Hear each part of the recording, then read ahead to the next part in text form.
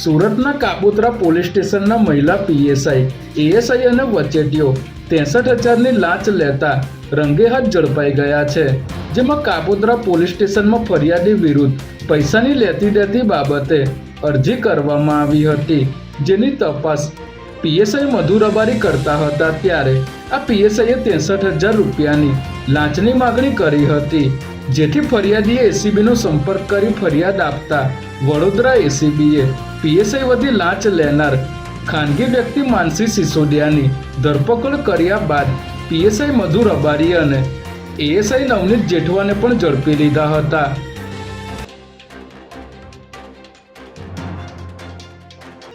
અમદાવાદમાં ગેરકાયદેસર વસવા આવતા બાંગ્લાદેશીઓની મદદ કરનાર લલ્લા બિહારીને આખરે અમદાવાદ ક્રાઇમ બ્રાન્ચે રાજસ્થાનથી ઝડપી લીધો છે.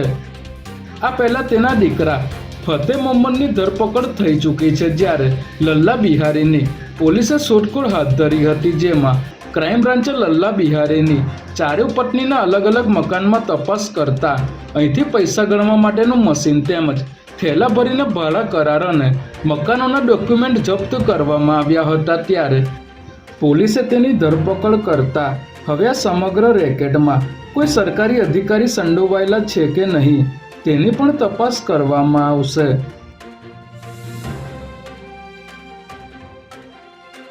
વટવામાં રહેતો યુવક તેના ઘરેથી તેના પરિવારને વીસીના પૈસા લઈને આવું છું તેમ કહીને ગયા બાદ ગુમ થઈ ગયો હતો, જેના 37 દિવસ બાદ વટવા ચારમાળિયામાં કચરામાંથી યુવકની કોવાઈ ગયેલી લાશ મળી આવી હતી. આ મામલે વટવા પોલીસે હત્યાના ગુનામાં સંડોવાયેલ આરોપી હુસેન શેખની ધરપકડ કરી છે. ત્યારે આરોપીની પૂછપરછમાં તેણે કબૂલ્યું હતું કે તેના પિતા પાસે મૃતક યુવક રૂપિયા માંગવા આવ્યો હતો, પરંતુ પૈસા ન આપતા મૃતકે તેના પિતા સાથે માથાકૂટ કરતા આરોપીએ યુવકને માથામાં સિમેન્ટનો બ્લોક મારીને દોરી વડે ગળું દબાવી હત્યા નિપજાવી હતી.